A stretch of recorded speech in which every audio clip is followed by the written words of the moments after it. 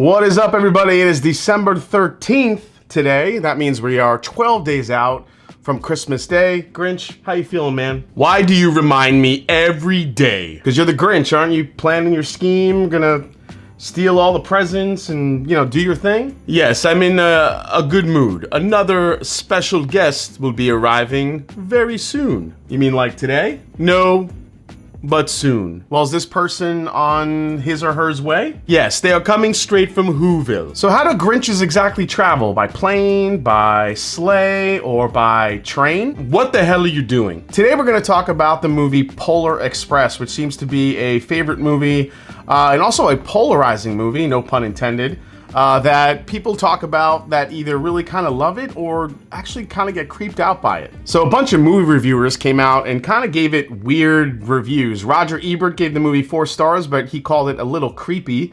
Other critics were more put off by the look of the film. Peter Travers called it a failed and lifeless experiment, but perhaps the strongest opinion was voiced by somebody named Jeff Previer of the Toronto Star, who said, "If I were a child, I'd have nightmares. Come to think of it, I did anyway." Oh good, I'm not the only one. Now obviously a big part of the movie was Tom Hanks, who did most of the roles, but he didn't do every role, but he was still pretty busy. He did the motion capture and the voice for the adult hero boy, as they call it, or I think the boy's name was Chris in the movie, the conductor, the hobo, Santa Claus, Chris's father, and the Scrooge puppet. On top of that, he performed the motion capture for Chris, but Daryl Sabara, as an actual child, did the voice.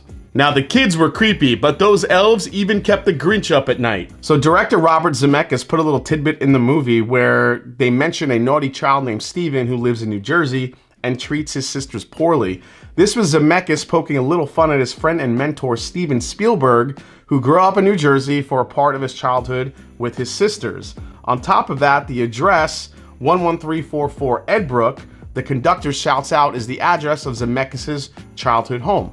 I wish I was home right now. Why, you want to go back to Whoville? Well, what do you think? I just sit on this barrel all day long. I'm gonna be pulling splinters out of my Grinch for a month. And with that, it's December 13th. Let's go.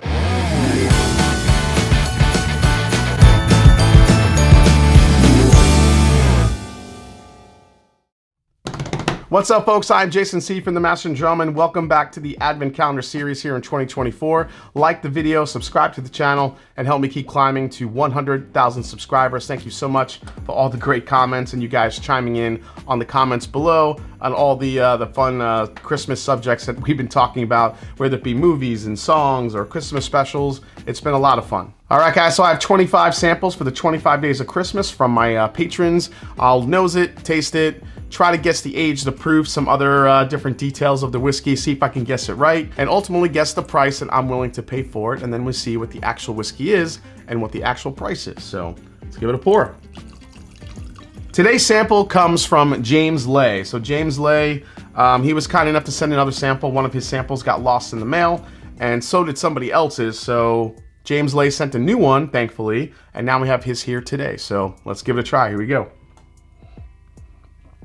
This smells like straight up rickhouse, which is really nice. A lot of oak, a lot of sweet though too.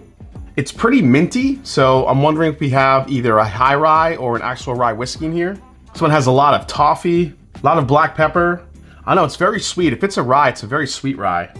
I don't know, look at the color. It's pretty dark too. Yeah, it's got this mint chocolate chip vibe, like almost like a Thin Mint cookie from Girl Scout, the Girl Scout cookies, the Thin Mints. So it's kind of giving me, but a little bit darker, richer, kind of mixed with some oak. This is nice. So I'm leaning towards rye here so far, but let's give it a try. Here we go. I think we have another high proofer here. My goodness gracious, my patrons are trying to kill me with these high proofers. Let's try this again. All right, so I definitely think it's a rye. However, this is a very, very sweet rye. It's very rich, dense, dark, high proof. I'm trying to think of what this could be. I feel like it's too high of a proof to be maybe like the Michter's Barrel Strength Rye, which is a really sweet Kentucky rye. So I'm trying to think of another high proof rye that this could be. Knowing James Lay is a big fan of 13th Colony, I'm wondering if this is a 13th Colony rye pick. Again, I got that mint chocolate chip, but it's like a Thin Mint that's covered in almost like a burnt caramel. It's that like rich and thick and dense and chocolatey. It's so good. That's a really, really delicious rye whiskey. I'm just gonna keep saying rye whiskey and see if it is, but I think it is. The finish on it is different because it's not just giving me a bunch of proof, even though I do think it's a high proof. If this is a rye, like ryes could really like mess with proof, I feel, especially for me. Sometimes the spice makes me think it's a higher proof than it actually is. I'm gonna go for another sip here. I'm actually starting to pick up a little bit of a fruit now too. Kind of a sharp raspberry note is kind of making itself to be known, especially on the mid to back palate. Man, I'm just looking around to try to think of like high proof ryes. I know, this is really good. Let's do one more sip and then we'll go through some guesses here. It's really good. This thing just coats the palate. It's got this combination of rye spice, chocolate, little spark of raspberry, rick house, and a very, very long finish. I think this is high proof. So let's start with this. I think it's a rye whiskey. As far as age, I think we're looking at, I'll say 8 years old on this. I think this is probably 8 years old. This has a lot of dense flavor to it, maybe 8 or 9 years old. As far as proof goes, I think this is another high proofer. I think we could be in like the 135 area again. As far as brand, what do I think it is? You know, for me, from what I'm just trying to think of, I think it could really only be one of 3 brands. It's either a Jack Daniel's rye, a 13th Colony rye. Michter's is the only other one I could think of, but I don't think Michter's gets this high of proof at all. Usually that's a very low entry proof that Michter's goes in the barrel. So for me, I think it's a little bit outside of the range of where Michter's goes with the proof, but I could be wrong. And as far as what I would pay for this is good, man.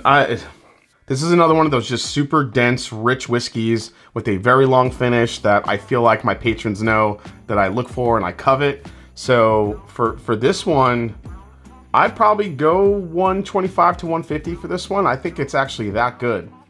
So, all right, let's find out what it is.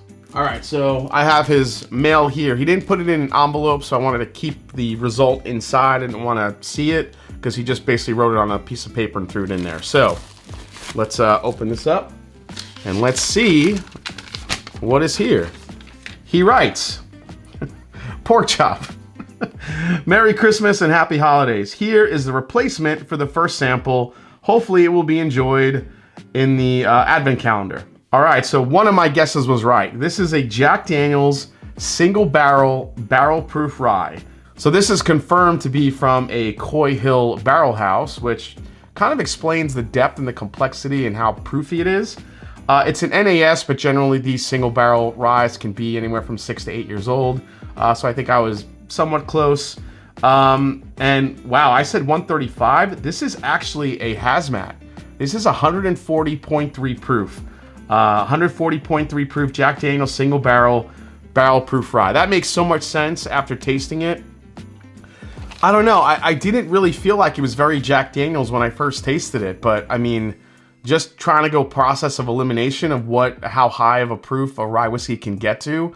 I don't know. I didn't think it was going to be Jack Daniel's just based off the flavor profile. I really thought I was really leaning towards a 13th Colony because I've done a pick at 13th Colony. It reminded me of those flavors, those deep, rich, dense flavors. But man, a Coy Hill Jack Daniel's single barrel rye. Do you think Jack Daniel's will come out with a Coy Hill rye? Just, you know, release it to the market? I guess we'll find out. Yeah, that's delicious. It's actually like turning into a little bit of a root beer type of note. James Lay, thank you so much for sending it again. I really appreciate that. And on to the next one. All right, guys, hope you enjoyed day 13 here on the Advent Calendar on the Master and Drum. Hope you enjoyed it. If you did, hit the subscribe button below. Please hit the like button. And if you haven't yet, find me on Instagram. Let me know down in the comments if you've gotten a chance to try one of these hazmat from Coy Hill being a rye from Jack Daniel's. And as I always say, it's not about the whiskey, it's the people you share with. Cheers, and I'll see you tomorrow right here on the Master and Drum. Cheers, folks.